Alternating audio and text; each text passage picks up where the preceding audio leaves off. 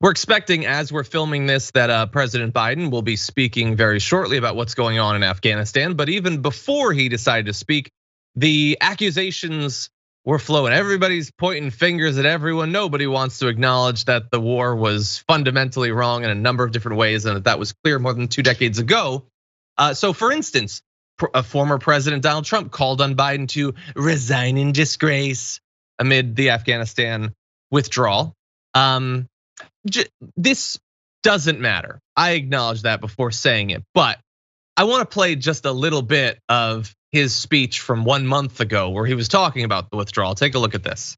Started the process, all the troops are coming back home. They couldn't stop the process. 21 years is enough, don't we think? 21 years. They couldn't stop the process. They wanted to, but it was very tough to stop the process when other things are at. Yeah, thank you. Thank you. It's a shame. 21 years by a government that wouldn't last. The only way they last is if we're there. What are we going to say? We'll stay for another 21 years, then we'll stay for another 50. The whole thing is ridiculous. So we're bringing our troops back home. Okay, so like I know that everybody's going to claim that they were right or whatever. But he was saying a month ago, they're only there as long as we're there. We got to go. Biden is trying to keep us there. He's wrong to keep us there. He should be leaving. So they're leaving, and yeah, this is what you said this was going to happen. So why are you saying that he should resign? But it's not just him. I mean, you go to Fox News, they have finally found something other than critical race theory to talk about. Critics blame Biden for rapid fall of Afghanistan. You can see the screenshot here. If we could bring it up. Do we have that? No. Okay. Do we have the next one? It's not gonna be meaningful anymore. Anyway, okay. So then let's just dispense with the whole thing. So,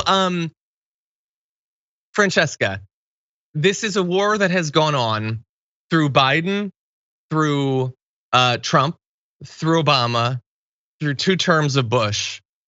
I personally think the idea that any one person or administration is the one to blame seems at best purposefully simplistic, but I understand that that's what politics is about, that they're gonna point fingers at each other.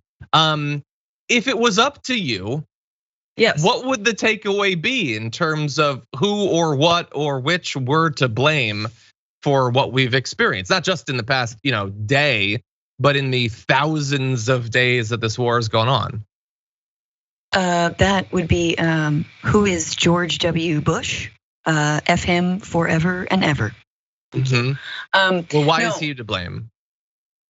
Because he started the war on terror. I mean, this is the entire thing. Yeah, that's true. I think F George Bush, F Obama for continuing it, for thinking that this was like going to be worthwhile to send a bunch of new troops in, But the whole thing, it was fated from the beginning, and I am surprised that once Obama, by the way, killed Osama bin Laden, which Democrats really don't take credit for in the way they could, that we should have left. Done deal, and we're done. The other thing I really want to say, and it's the only time I will give any credit to Donald Trump ever. But I remember in 2016, I was at the RNC, right? And I did a fun game where I was like, say something nice about each of these candidates. And so I had a picture of Donald Trump, and I was in the DNC, and I was like, say something nice, say something nice. And it was before, it was all sort of a game. And one guy stops and goes, and it was like, oh, his hair is kind of nice. It was all these silly things. And one guy goes, he's the first Republican to actually admit that we need to leave Afghanistan. Like, he's the first Republican to admit we need to draw down troops and leave the Middle East. Now, Trump is an unmitigated, like ferocious, bloodthirsty, aggro liar who it wants to take all the oil in Iraq instead of leave some of it, right? He's like, we don't care. These, he probably thinks that Afghans are backwards and they're like subhuman. That's his rationale. But the one thing that both Republicans and Democrats actually agreed on, at least the people, not the politicians, was getting the hell out of the Middle East. And Trump stood out from the entire lineup of Republicans policy-wise because of that. And that really did speak to many people who felt like, why are we nation building abroad when our country is economically in need, right? When I can't get a job, etc. It was an understandable and honestly a rational reason for liking Trump's policies. And I know it sounds crazy that I'm saying that. And when you play that clip of Trump saying that they only survived because we're there, so why don't we get out? Like, I kind of appreciate that a politician is just being honest about what a failure and what a US-backed, propped up situation Afghanistan has been. It's relieving to not have it papered over and propagandized continually. Oh, we can still win. Oh, if we just do this, more troops. And so I do think that Biden is he's not saying the exact same thing that Trump is, but there is an admission that he is gonna get hounded for by the right, that of course even Trump himself is hounding him over. But remember the admission that this is a failed and was never I don't know that he's not gonna admit that it was never a good war to begin with, but it was a failed project from jump. And finally, Trump was the one who set the wheels in motion for withdrawing from Afghanistan. He started talks with the Taliban. He once claimed that he loved Baradar, who's currently the new president. Yep. He loves the Taliban. Of course, he doesn't care at all about the people who are on the short end of the Taliban's rule, women, children, etc. Doesn't care about that. But Trump actually did want to get out. So of course, any leg the right wing has to stand on is hollow right now. Yeah, well, you don't think that he's worried about the all-girls robotics team that I read about? You don't think he's worried? No, I don't think he is either.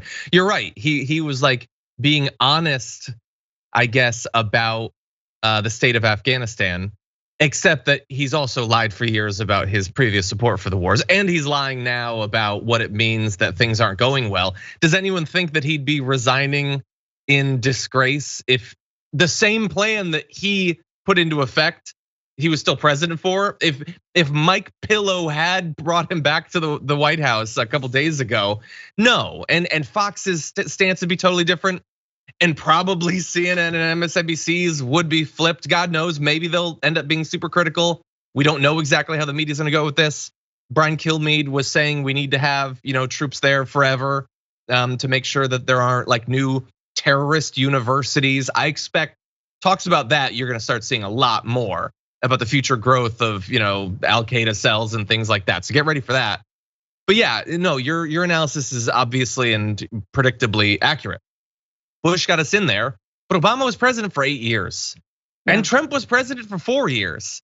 So I blame all of it. I blame most of the senators and the representatives that were totally cool with it and just forgot that the war even existed for literally years. And members of the military leadership, certainly the defense contractors and the politicians that they've bought, members of the media that got us into the war and then effectively defended it mainly by silence for literally years. And there was never an accounting of the failures of the media barely for individuals, let alone as institutions. And so of course they're gonna point fingers, they have to, so that you won't look at them. And them is basically everyone that's been in power for the past 2 decades, except for a few standout politicians that were against the war. People like Bernie Sanders or Barbara Lee. There's a few, obviously. There's a few members of the media that weren't supportive of it. But this is basically a massive indictment of virtually everyone who's held public power for as long as many of our viewers have been alive. And that reckoning never came. They certainly don't want it to come now. And so everyone's gonna be looking for a new narrative to point the finger at something else, to create a new development that they can then start to focus on, pretend critically. Anyway, any final thoughts on this? It's a game of spin the bottle. The bottle's got to stop at some point. You can't just keep spinning the bottle. Biden spin it for 20 years, I guess. You can spin it for 20 years, and Biden has the cojones to allow the bottle to stop on him and kiss whoever is at the other end there. And it's not pretty, but I will just say, quick little plug. I do have a podcast, and I did a lot of discussion about the amount of fraud that happened in Afghanistan, in an episode called "How Was the Afghan War Not a Giant Money Laundering Operation?" But you guys should definitely listen to that because I go over just the amount of projects that were never completed in that country. Hospitals, hotels, schools. Trillions of dollars gone, billions, billions, trillions. At least. Billions. We spent trillions, like we spent trillions. Billions there. Also Tony Blair, by the way. Let's not forget. And a number of others.